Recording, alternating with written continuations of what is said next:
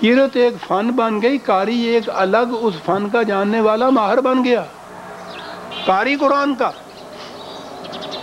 اور پھر وہ جس لے سے پڑھتے ہیں، یہ جو قرأت کی لے سے پڑھنے ہیں،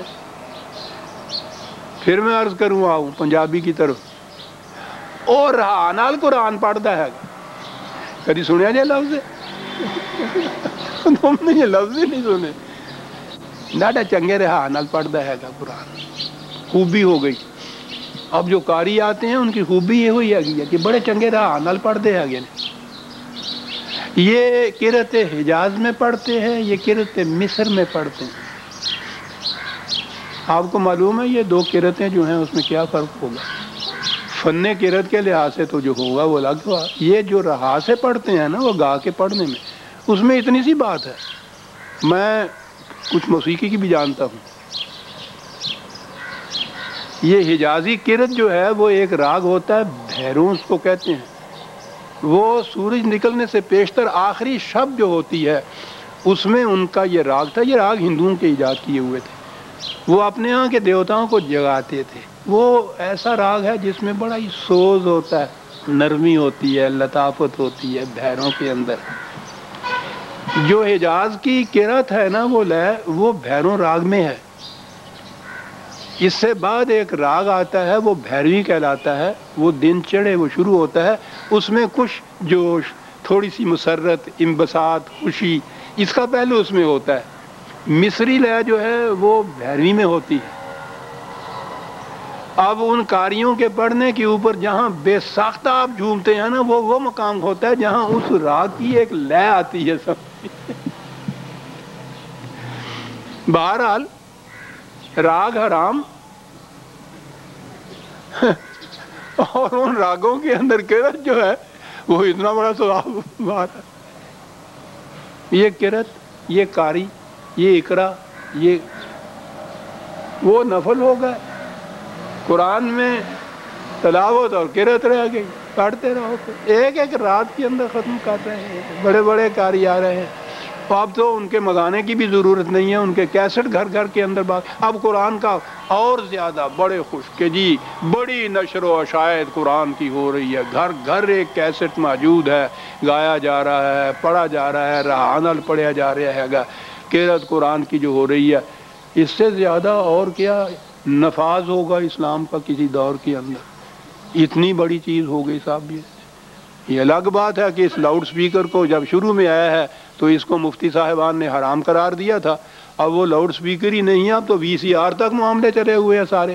اور سارے یہ دین کی یا اسلام کی یا ہو رہی ہے قرأت، تلاوت، حفظ قرآن، تجوید قرآن. یہ سارا کچھ جو ہے کہا کہ یہ کہاں سے تم نے دیا؟ کہنے لگا قرآن میں ہے. فقرأوا ما تيسر من القرآن، جتنا سا ہو سکے نا آسانی سے اتنا سا پڑھ لیا کرو. اب یہ سارا کچھ دن بھر کے تگ و تاز کے بعد اکٹھے ہوئے نبی اکرم صلی اللہ علیہ وسلم، صحابہ کے باہر آ کے جمع ہوئے. کاہے کے لیے سب کچھ یہ ہوا؟ جمع ہوئے کہ وہ تھوڑا سا قرآن پڑھ لیا کرو جناب. اور خدا یہ کہہ رہا ہے کہ وہ تھوڑا سا پڑھا کرو، زیادہ نہ کرے کرو. تو اسے سونا بھی آ گیا رات میں، تھوڑا جا پڑھا کرو. ہاں جی، کیا بات. ایک چیز یوں بدلی گئی، خدا کی حکمرانی کی بجائے انسانوں کی حکمرانی آئی، سب کچھ نیچے سے بدلا گیا. یہ قرأتیں اور تلاوتیں قرآن کے الفاظ فٹ ان نہیں کر سکتے تھے ملوکیت کے اندر. ان کے مفہوم وہ پیدا کر دیے جو اس مشینری میں فٹ کر جائیں.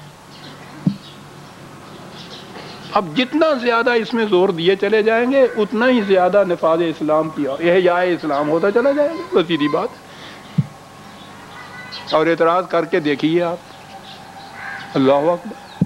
جنود حامان، فقرأوا ما تيسر من القرآن. اس بات کے لیے کہ اس قرآن زمانے کے تقاضوں کے ساتھ کس طرح سے اس کی امامت اس کے حصے میں آئے گی. بیٹھو حضور آپ کے ساتھی، بیٹھو راتوں کو اور یہ سوچو کہ یہ کیسے کیا جائے گا.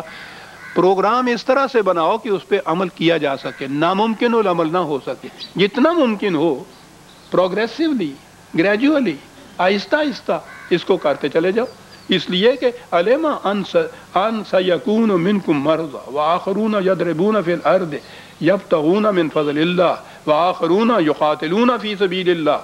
کہا کہ یہ دیکھو تو صحیح، یہ کام اتنا ہی تمہارے پاس تو نہیں ہے کہ رات کو بیٹھ گئے اور یہ کچھ کیا ہے، اتنا کچھ تم میں مریض بھی ہیں، بیمار کمزور بھی، وہ بھی ہیں جنہوں نے دن بھر جا کے روٹی بھی کمانی ہے، یہ کچھ بھی ساتھ کام کرنا ہے. اور کہا کہ اس کے بعد میدان جنگ میں بھی جانا ہے. یہ سارا پروگرام اپنے سامنے رکھ کے پھر یہ دیکھو کہ رات کو جو یہ بیٹھک ہے اس میں کتنا وقت دینا چاہیے اور کیا کیا پروگرام بنانا چاہیے. پھر کہا کہ فَقْرَؤُوا مَا تَيَسَّرَ مِنْهُ، جتنا ممکن ہو آسانی سے اس پروگرام کے تابع. یہ چیز ایک کچھ عزیز فطرت ہوتی ہے انسان کی، جب معاملہ آگے بڑھتا ہے یا پڑھتا ہے تو جی چاہتا ہے کہ سب کچھ آج ہی ہو جائے کسی طرح سے.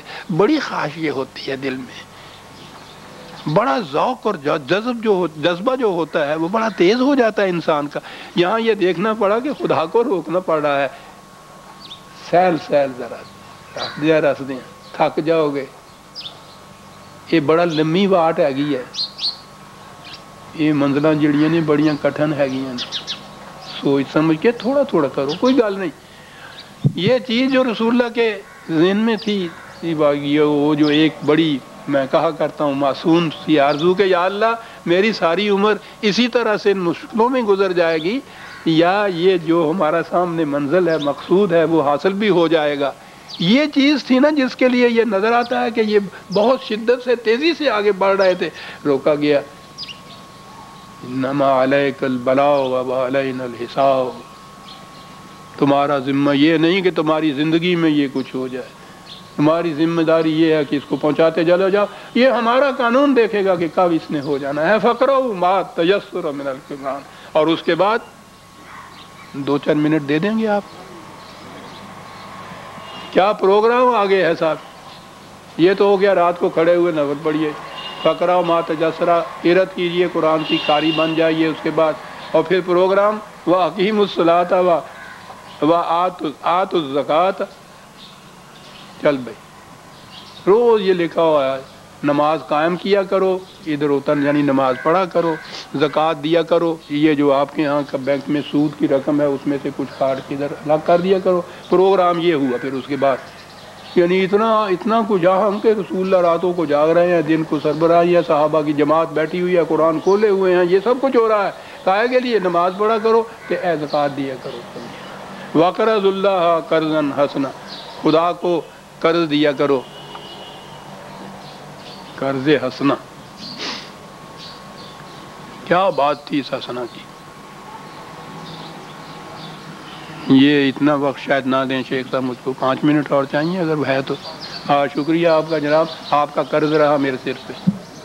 پر یہ حسنہ نہیں، اب تمہیں پتا نا بھی ہوں قرض حسنہ کی ہوندا ہے گا. وہ تو قرض لے آئے گا سی دینا نہیں، کہنے لگا ہس دینا، یہ کہنے نہیں قرض حسنہ. دے پیسے میرے باقی دے کی قرض حسنہ. بیلنس قائم رہے. قرض بھی دیکھو عزیزان مان، قرآن کے الفاظ پہ قرض کیا چیز تھی ان لوگوں کے ہاں. یہ جگاری کالے والے جانور آپ نے مواشی دیکھے ہوں گے، کبھی اونٹ دیکھا ہو تو وہ نظر آتا ہے. یہ اتنی جلدی ہوتی ہے کہ یہ کھائے جاتے ہیں، نگلے جاتے ہیں، کھائے نہیں جاتے، نگلے جاتے ہیں جلدی. وہ پیچھے ڈنڈا ہوتا ہے نا ان کے، وہ فرصت نہیں دیتا، نگلے جاتے ہیں. جب اطمینان سے پھر بیٹھ جاتے ہیں نا تو آپ کو پتا وہ اتنا بڑا گولا اندر سے اوم کر کے وہ لاتا ہے اور پھر لا کے منہ میں رکھ کے بڑے مزے میں سر ہلا کے تو وہ اس کو پیستا رہتا ہے آہستہ آہستہ. یہ جو چیز ہے نا کہ دی جائے تو وہ اس طرح سے اور وہ واپس ملے تو ایسے کہ وہ جسم کا ایک حصہ بن جائے نشو و نما کے لیے، اسے قرض کہتے ہیں صاحب. دیا تو تم نے یوں تھا، وہ اس قسم کا ہی جیسے وہ نافردہ سا، جیسے وہ چارہ تھا. تو یہ نظام خداوندی جو ہے اس کو پھر